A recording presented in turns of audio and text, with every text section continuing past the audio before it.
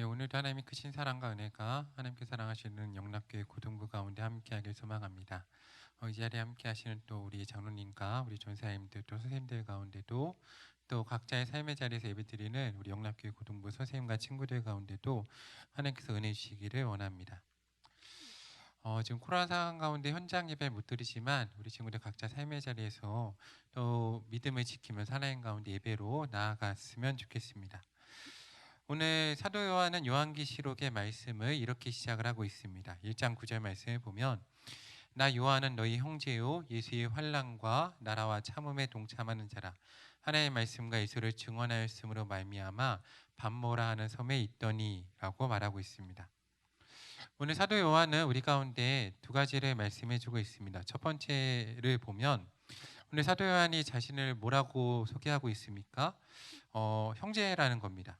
우리 모두가 형제라는 거죠. 이거는 대단히 중요한 사실입니다. 특별히 믿는 자들은 하나님 아버지를 한 아버지로 모시는 형제들입니다. 우리 이것을 깊게 생각해 보면 더 나아가 우리 교회 공동체만 이야기하는 것이 아니라 아직 돌아오지 않은 하나님의 탕자들이 있죠. 그 세상 공동체도 모두 다 하나님 안에서 한 형제 자매라는 것을 이야기하고 있습니다. 모든 세상 사람들도 우리가 하나님 아버지 밑에서 관계 맺고 있는 형제 자매라는 이야기입니다. 이게 참 감사한 이야기입니다. 왜냐하면 우리가 혼자 있지 않다는 겁니다. 이게 참 좋은 거죠. 우리가 혼자 있지 않고 관계를 맺고 있다. 가족 공동체이고 하나다. 근데 어렵기도 한 말입니다. 한 아버지를 모시는 하나의 공동체다. 이 코로나 상황 가운데 우리가 이 공동체라는 걸 많이 생각을 하잖아요. 그렇죠. 많이 와닿죠. 생각보다 우리와 전혀 상관없을 것 같은 뭐 중국의 문제가 우리나라의 문제로 오고 우리와 상관없을 것 같은 몇몇 사건들이 우리 삶에 영향을 미치고 있습니다. 그리고 또 어려운 건 가족 공동체 하나라는 거죠. 그래서 내 잘못이 아니더라도 그 공동체의 원인 가운데 한 명이 잘못하면 우리 공동체가 함께 또 손가락질을 받고 있습니다. 그래서 오늘 사도 요한도 이어지는 말씀을 보면 뭐라고 합니까? 예수의 환난과 나라와 참음에 동참하는 자다라고 이야기합니다. 예수님의 환난이 무엇입니까? 예수님의 환난, 예수님은 스스로 자신의 실수와 허물 때문에 환난당하지 않으셨습니다. 우리가 잘 아는 것처럼 그분은 또 부족함 때문에 환난당하지 않으셨죠. 예수 그리스도의 환난은 모두가 타인을 위한, 우리를 위한 환난입니다. 우리를 위해서 고난을 당하신 십자가의 사건입니다. 그러므로 우리는 십자가를 묵상할 때, 또 그분의 공동체를 묵상할 때 이 공동체 가운데 있는 아픔과 부족함을 또 함께 짊어져야 된다는 것을 또 생각해 보아야 합니다. 근데 이게 쉬운 건 아니죠. 때로는 억울합니다. 때로는 이 공동체에 속하기 싫다는 생각을 할 수도 있습니다. 오늘 그런데 사도 요한은 뭐라고 합니까? 그게 우리의 몫이라는 거죠. 이어지는 말씀에 보면 하나님 나라라는 큰 공동체 안에서 참음에 동참하는 자라는 겁니다. 저는 요즘에 그 사랑이라는 단어를 참 많이 묵상합니다. 사랑. 성경에서 말하는 사랑이 무엇입니까? 제가 이번 주 수요일에 위 목사님 말씀하신 진실과 진리의 차이, 진리 무엇입니까? 기준이 있다는 거죠. 기준. 우리한테는 절대적인 기준이 있습니다. 무엇입니까? 성경입니다. 성경에서 말하는 사랑은 우리가 생각하는 것하고 다르죠. 사랑의 첫 번째는 뭡니까? 사랑은 오래 참음입니다. 오래 참. 하나님 아버지의 자녀로 산다는 것, 예수 그리스도의 환난에 동참한다는 것, 하나님 나라의 백성으로 산다는 것은 우리가 오래 참음을 감당해야 된다는 말씀과 같습니다. 왜냐하면 우리 공동체가 아직 온전하지 않기 때문입니다.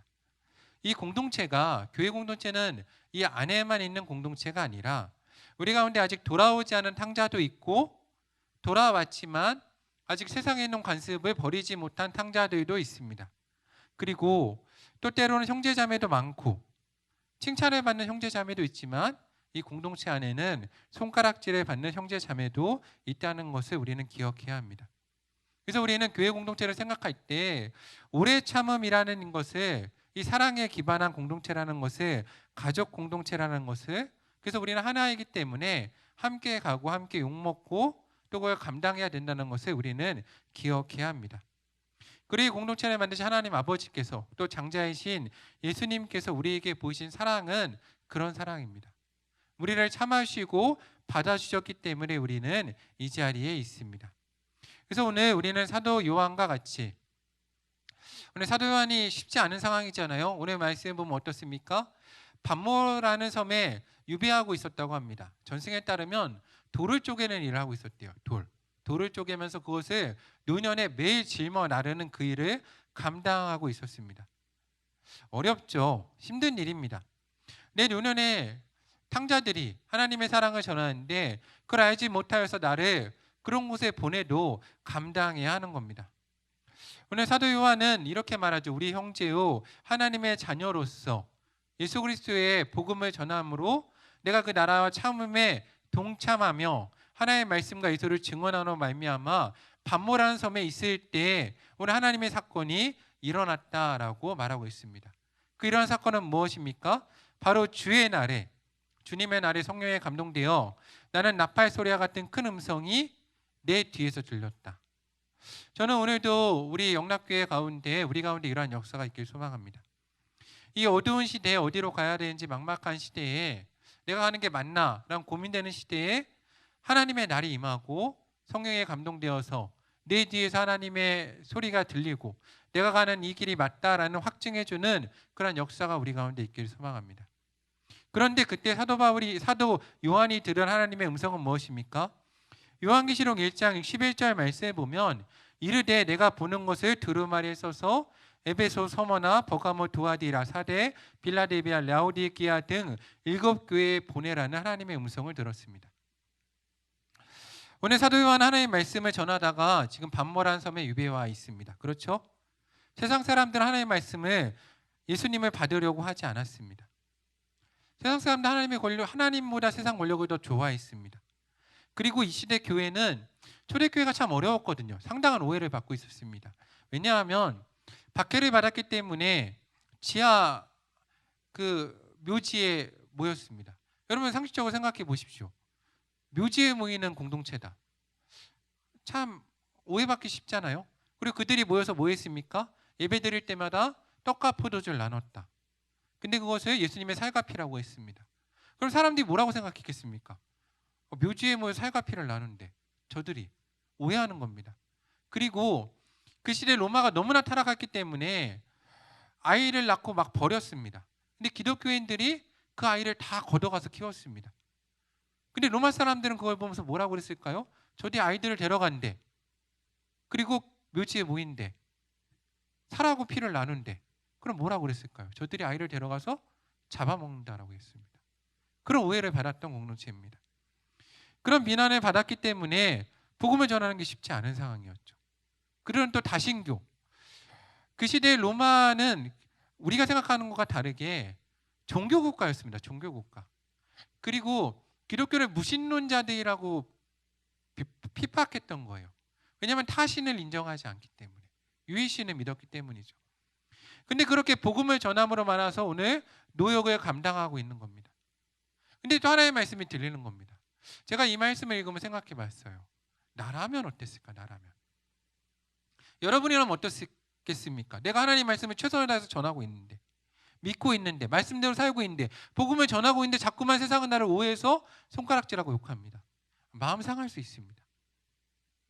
그리고 사도 요한은 어떤 사람입니까? 성경 전반에 살펴보면 예수 그리스도의 사도였음에도 불구하고 주목받지 못했어요. 항상 그 옆에 있던 베드로가 주목받았죠. 항상 베드로가 주목받고 베드로가 얘기하고, 예수님 부활하신 이후에도 성전에 올라가다가 오랫동안 못 일어나는 사람을 고친 건 베드로였습니다. 근데 그 옆에 사도 요한이 있었거든요. 그 이후에 또 사도행전을 이끌어가는 사람은 사도 바울이었습니다. 그는 항상 또 주목받지 못했어요. 여러분 어떻습니까? 내가 교회에 있는데, 나는 하나님을 최대한 믿고 있는데 또 나는 주목받지 못한다. 마음 상할 수 있습니다. 그럼에도 불구하고 사도 요한은 이 신약 성서의 말씀을 보면 그 누구보다 예수님을 사랑한 사람이에요. 대단한 사람이죠. 예수님을 사랑하고 그의 품에 늘 있고, 예수님의 제자들이 그 십자가에서 모두 다 버리고 도망가도 사실은 사도 요한은 십자가 밑에서 예수님의 자리를 지켰던 사람입니다. 제자들이 시기했죠. 베드로까지도 부활하신 예수님 만나서 저 요한은 어떻게 됩니까? 라고 물었던 사람이에요. 그리고 그 이후에도 끊임없이 교회의 공동체를 사랑하고 사랑해야 된다고 강조했던 사람이에요. 그럼에도 불구하고 교회 공동체는 연약했습니다. 그러면 마음이 어떨까요? 그의 마음은. 제가 한번 생각해 봤어요. 사도 요한은 노년에 지금 어떤 상황입니까? 복음을 전하다가 반모라는 섬에 갇혀 있고 아직도 오해는 받고 있고 교회 공동체는 온전하지 않습니다. 그러면 이런 생각하지 않겠습니까? 저도 그렇습니다. 그냥 혼자 이렇게 조용히 신앙생활 하다가 특별한 어느 교회 공동체에 속하지 않고 하나님의 나라가 가도 괜찮겠다 라고 생각할 수 있을 것입니다. 그런데 오늘 들린 하나님의 말씀 무엇입니까? 요한계시록 1장 11절에 보면 이르되 내가 보는 것을 두루마리에 써서 에베소, 서무나, 버가모, 두아디라, 사데, 빌라델비아, 라오디게아 등 7교회에 보내라고 정확히 하나님은 특정 교회를 지칭해서 말씀하고 계십니다. 교회로 가라는 거죠. 공동체로 가라는 겁니다. 이게 하나님의 메시지입니다. 하나님께서 오늘 교회 공동체를 이야기하십니다. 우리는 이것을 좀 깊게 묵상해 봐야 됩니다. 특별히 이 시기에 하나님께서는 공동체와 이야기를 하신다는 거죠. 한 공동체와 교회와 오늘 교회와 말씀하기 원하신다는 겁니다. 이게 성경 전반에 흐르는 대단히 중요한 이야기입니다.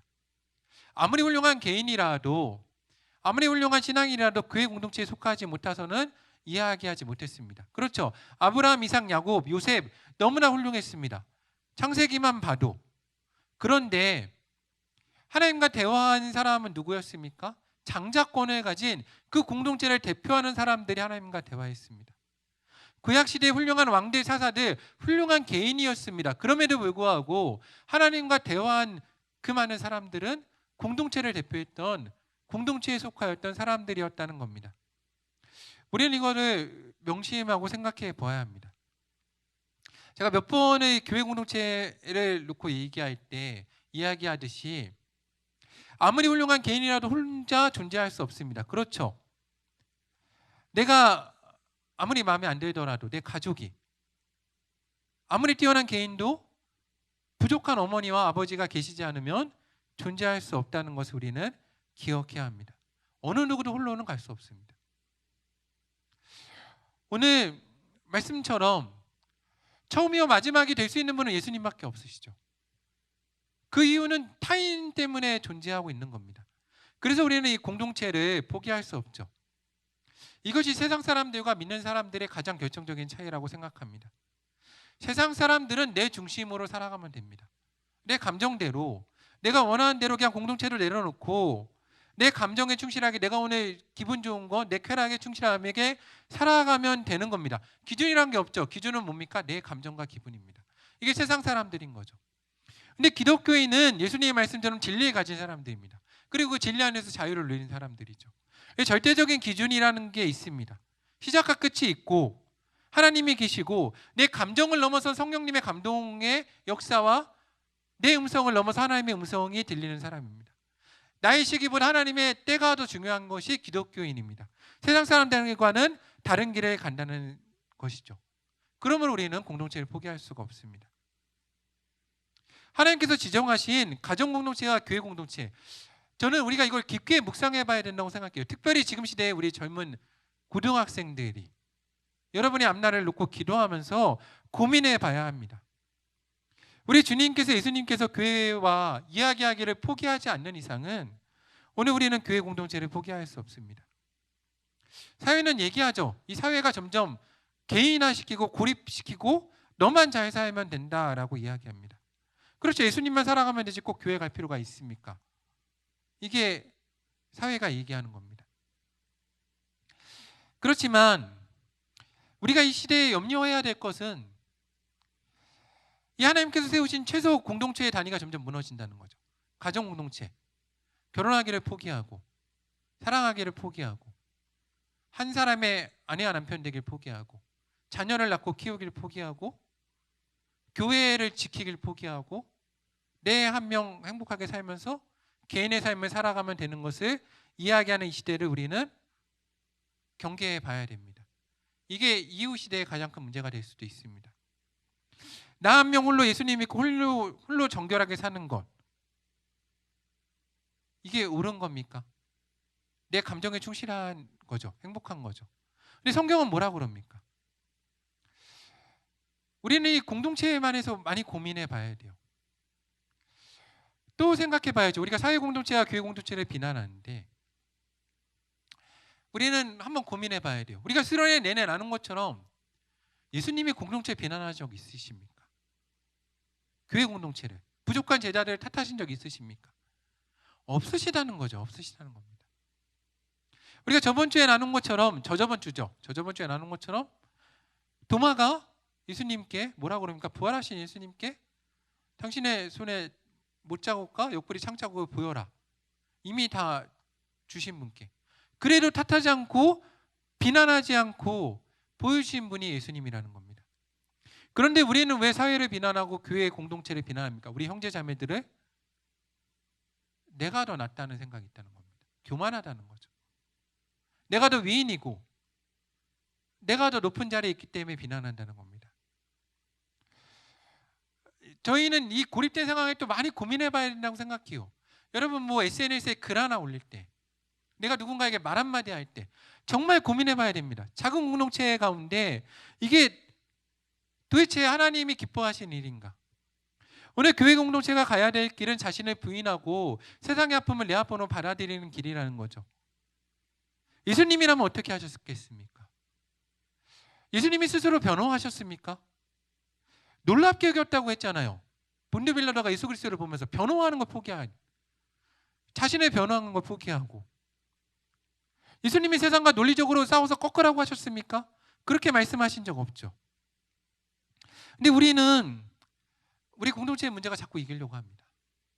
내가 져야 되는데. 예수님이 이기셨습니까? 예수님 십자가에서 천군천사를 데리고 나서 이 땅을 꺾으시고 논리적으로 이기셨습니까? 다 받으셨죠. 그리고 뭐라고 하셨습니까? 그 십자가에서조차 저들이 무엇을 하는지 알지 못하니 저들의 죄를 저들에게 돌리지 마옵소서라고 하신 분이 예수님이셨습니다. 사랑은 그런 것이죠. 사랑. 저는 우리가 이 고립된 이 시기에 개인적으로 자꾸 생각하게 되거든요. 근데 이때 우리는 내 생각에 빠져서는 안 되고 기준으로 돌아가야 돼요. 근데 이 코로나 시대의 어려운 점은 내가 이 공동체에 속해 있지 않기 때문에 말씀을 접하기 힘들기 때문에 자꾸만 내 생각, 내 감정, 내 것에 충실하라는 거죠. 근데 우리는 기준을 가진 사람들입니다. 기독교인들은. 이것은 변하지 않는다는 거죠. 사랑은 세상에 속지 말아야 될 것은 행복하고 내 감정이 좋고 쾌락이 채워지는 게 사랑이 아니라는 겁니다. 성경은 사랑을 그렇게 얘기한 적이 없어요.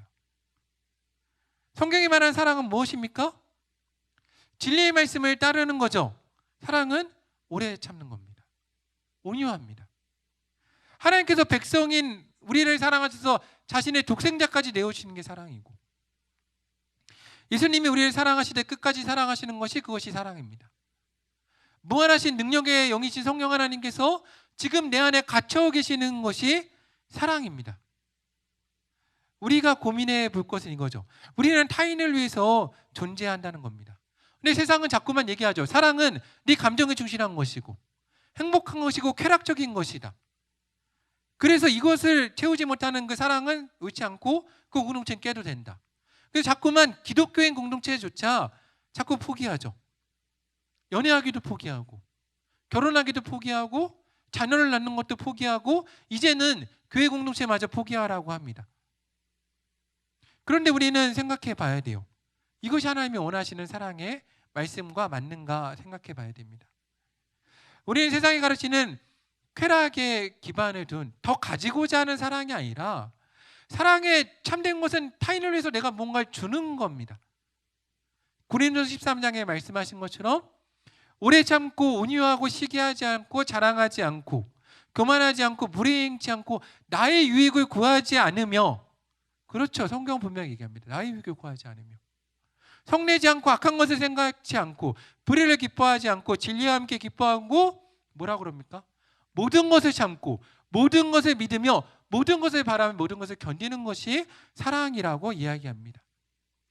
성경에서 말하는 사랑은 욕심과 쾌락과 즐거움에 충실하지 않다는 것을 우리는 기억해야 되죠. 예수님은 그 길을 가셨고 제자들도 충실히 그 길을 갔습니다.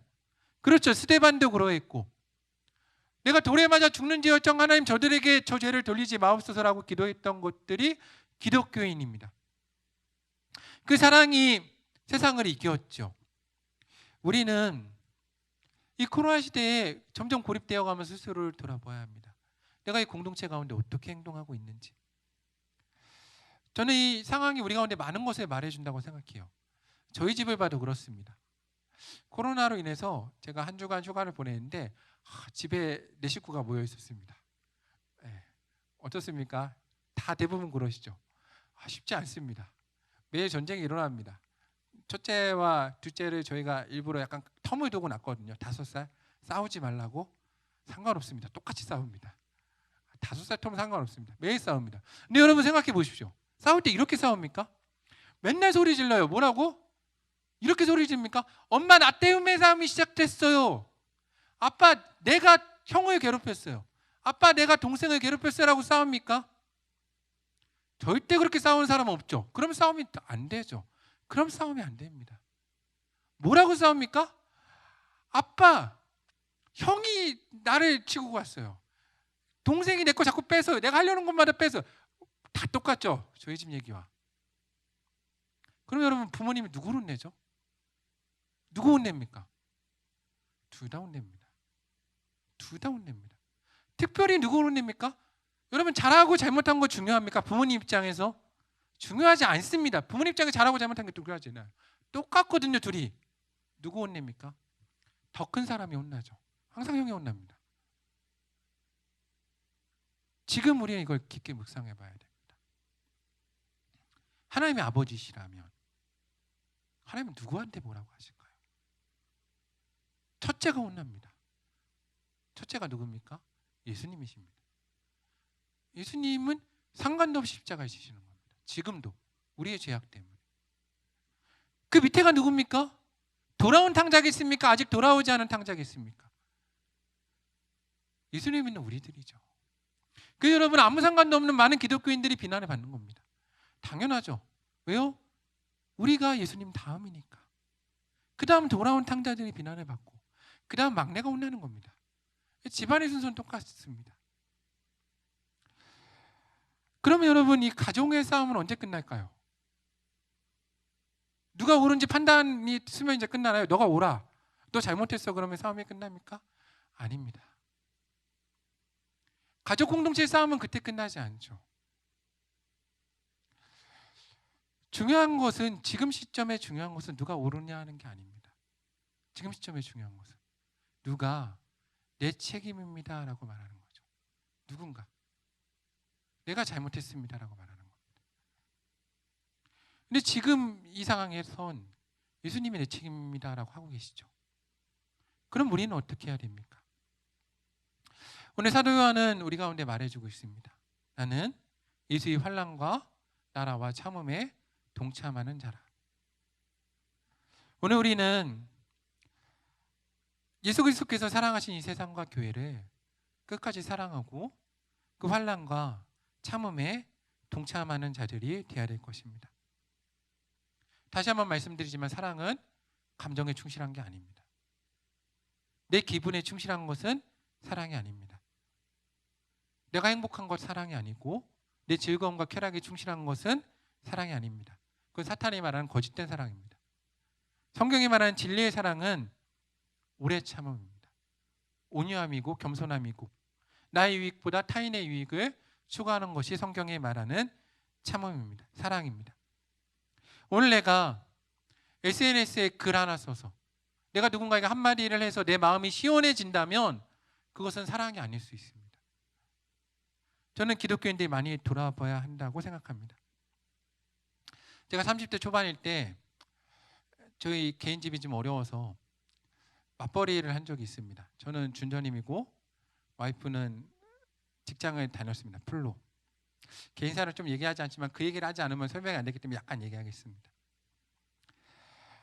3개월 만에 와이프가 이제 육아휴가를 마치고 출근했습니다. 100일 된 아이를 제가 본 거예요.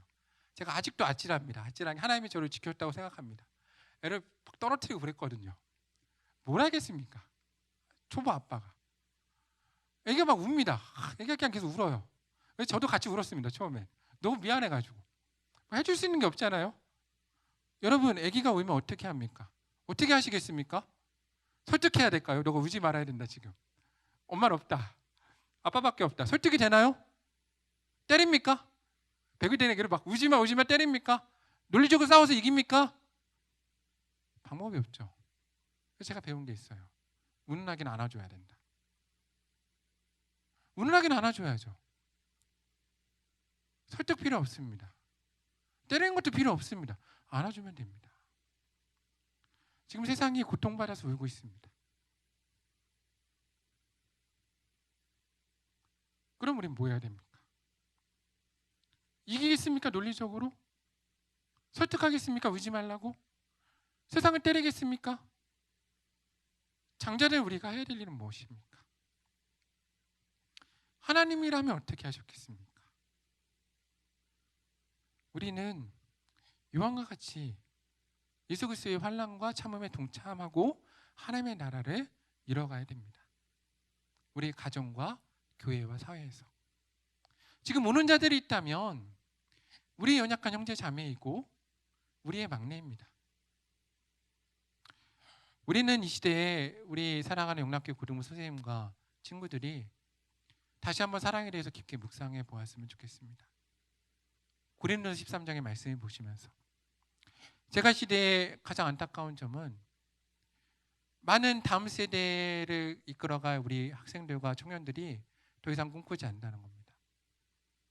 사랑하는 꿈을 꾸지 않는다는 거죠. 가정 공동체, 연애, 결혼, 육아, 교회를 세워가는 것. 그 교회의 직분자가 되어서 누군가를 사랑하는 것을 포기해가는 시대를 살아갈지도 모르겠습니다. 벌써 그렇게 되고 있죠. 근데 그것은 깊게 생각해 보십시오. 감정과 쾌락과 즐거움에 충실한 사랑을 구하기 때문에 불가능하다라고 생각하는 겁니다. 저도 젊은 목회자로서 생각해 봅니다. 내가 앞으로 목회를 할 수 있을까? 내 시대의 교회는 어떨까? 근데 제가 깨달은 건 이겁니다. 왜 안 된다고 생각하는가? 성경을 보면 이번 주에 묵상한 말씀 중에 이런 말씀이 있습니다. 발람이라는 사람이 민수기에 이스라엘 백성을 저주하라는 발락의 초청을 받고 갑니다. 근데 발람이 되게 재밌는 얘기를 하거든요. 발락이 신하들을 보냈을 때 이런 얘기를 합니다. 난 가지 않을 거야 라고만 말하면 돼요. 근데 뭐라고 그러는지 아세요? 이런 얘기를 해요. 발락의 집에 있는 은금을 나에게 줄지라도 나는 가지 않겠다. 뭔 얘기입니까? 가고 싶다는 거죠. 그러고 나서 뭐라고 그러는지 아십니까? 발람이 되게 재밌습니다. 뭐라고 그러면 이럽니다. 나를 위해 제단을 쌓아라 그럽니다. 나를 위해. 정확히 얘기하는 거죠. 나를 위해 제단을 쌓아라. 나를 위해 예배를 드리겠다. 하나님께 묻는 자리에서 그렇게 얘기하고 있습니다. 제가 스스로 돌아봤습니다. 왜 교회가 힘들까? 아니요, 제가 힘든 거죠. 제가 힘든 겁니다. 그냥 사랑하겠다, 가난한 목회자로 살겠다 결심하면 사실 별 문제 없습니다. 사랑하는 영락교회 고등부 친구들, 선생님들 고민해 보십시오. 내가 비난에 감사해야겠다, 내가 오해를 감내하겠다, 교회를 사랑하겠다, 내가 결혼해서 누군가를 사랑하겠다, 내 자녀를 사랑하고 감당하는 사람이 되겠다. 그럼 별 문제 없습니다. 근데 왜 공동체를 유지하겠다는 생각이 들기 시작하는 겁니까? 내가 내 감정에 충실하고 싶은 거거든요. 내 즐거움, 내 행복, 내 쾌락에 충실하고 싶은 시대를 살아가는 겁니다. 세상에 속아서, 사탄에 속아서 내가 이 공동체를 사랑하면서 감당하겠다 그러면 더 기회인 거죠. 더 앞으로 기회인 겁니다. 내가 더 사랑할 수 있는 기회, 더 섬길 수 있는 시대를 우리는 살아갈 수 있습니다. 코로나 이후가 우리 교회 공동체에 더 기회가 될 수도 있습니다. 그런데 왜 안 된다고 생각하죠? 왜냐하면 우리도 세상 사람들과 똑같기 때문입니다. 욕심을 가지고 내 욕심에 기반한 공동체를 만들려고 하는 겁니다. 우리가 이 시대에 사탄의 음성에 속지 않았으면 좋겠습니다. 사랑하는 공동체가 되기를 소망합니다. 그래서 우리 사랑하는 용납교회 고등부 친구들과 선생님들은 공동체를 만들어가는 그 일을 꿈꾸시기를 바랍니다. 우리 특별히 고3 친구들 이제 수능이 얼마 남지 않았죠. 예, 목사님도 계속 기도하고 있습니다. 아마도 이번 주나 다음 주 이후에 목사님이 밤에 같이 기도회를 시작하려고 준비하고 있습니다. 근데 여러분의 수능 기도만큼 해야 될 기도가 있습니다. 대학 가면 연애도 해야 되잖아요. 그렇죠? 결혼도 해야 됩니다. 여러분 포기하면 안 됩니다. 대학 가는 것보다 더 중요할 수도 있어요. 기도하세요. 기도하세요. 근데 세상 사람들과 다르게 기도하세요. 하나님, 내가 사랑할 수 있는 사람을, 내가 평생 사랑할 수 있는 사람을 주세요라고 기도하세요. 하나님, 내가 평생 지켜줄 수 있는 사람을 나에게 주시고, 하나님, 내가 평생 그 사람을 위해서 끊임없이 줘도 아깝지 않은 사람을 나에게 주세요라고 기도하세요. 내가 평생 사랑할 수 있는 자녀를 나에게 주시고, 내가 평생 내 모든 거 줘도 아깝지 않은 자녀를 나에게 주세요라고 기도하시고, 여러분 연애와 결혼을 준비했으면 좋겠습니다. 여러분 교회 공동체도 마찬가지입니다.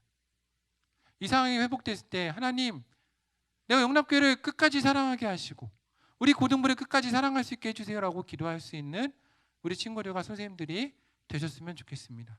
그것을 준비하는 시간입니다. 이 개인적으로 있다고 해서 너무 고립되고 내 생각만 하지 마시고 공동체를 생각하면서 어떻게 하면 이 상황 가운데서 내가 더 사랑하는 사람이 될 수 있을까? 내 감정과 쾌락에 충실하는 것이 아니라 말씀에 따라서. 그래서 여러분 말씀 보셔야 됩니다. 제가 오늘 예배 오기 전에 묵상한 잠언 말씀에 이런 말씀이 있습니다. 지혜는 우리 가운데 능력을 대단히 주고 지식은 우리 가운데 힘을 더하여 준다는 겁니다. 여러분 지혜는 하나님이 우리 가운데 주십니다. 근데 지식은 내가 노력해야 되는 부분이거든요. 여러분 이 기간에 하나님의 말씀을 많이 보세요. 어떻게 사랑해야 되는지, 어떻게 살아야 되는지. 여러분이 세상과 다릅니다. 세상과 다른 기준점이 있는 사람들이에요. 근데 그 기준점을 모르고 어떻게 사랑하고 어떻게 섬기겠습니까? 저는 이 코로나 시대가 우리가 그 세상을 살아갈 수 있는 힘, 가족을 사랑할 수 있는 힘, 공동체 사랑할 수 있는 그 힘을 키울 수 있는 시간이라고 생각해요. 여러분 내가 혼자 있을 때 내 생각만 계속하고 내 즐거움에만 빠져들지 마시고 어떻게 하면 하나님의 말씀대로 더 사랑할 수 있는지 성경 보고 책도 읽고 연구하고 준비할 수 있는 시간이 되었으면 좋겠습니다. 그래서 하나님이 다시 한번 우리 가운데 공동체에 사랑할 수 있는 시간을 주시고 기회를 주실 때 하나님 주신 능력 안에서 하나님 주신 가정 공동체와 교회 공동체를 세워갈 수 있는 우리 영락교회 고등부 선생님과 친구들이 되기를 간구합니다. 우리가 한 주간 또 살아갈 것인데 사랑하기를 멈추지 않고 포기하지 않는 우리 영락교회 고등부 선생님과 친구들이 되기를 소망합니다. 그래서 내가 기쁜 것이 아니라 하나님이 기뻐하시고 우리가 속한 공동체가 모두가 기쁘고 또 내가 사랑하는 예수님이 기쁘기 때문에 나도 기쁠 수 있는 우리 사랑하는 영락교회 고등부 선생님과 친구들 되기를 주님의 이름으로 간구합니다. 함께 기도하겠습니다. 참 좋으신 사랑의 하나님 감사합니다. 하나님 우리 가운데 진리의 말씀을 주심에 감사합니다. 하나님 내가 이 말씀을 따라 살게 하시고 이 말씀을 따라서 사랑하는 그 일을 포기하지 않고 하나님께서 말씀하신 그 공동체를 만들어가는 우리 사랑하는 영락교회 고등부 친구들과 선생님들이 될 수 있도록 함께 하시고 은혜 더하여 주시옵소서. 우리 가운데 함께 하신 믿으며 사랑의 예수님 이름으로 간절히 기도합니다. 아멘.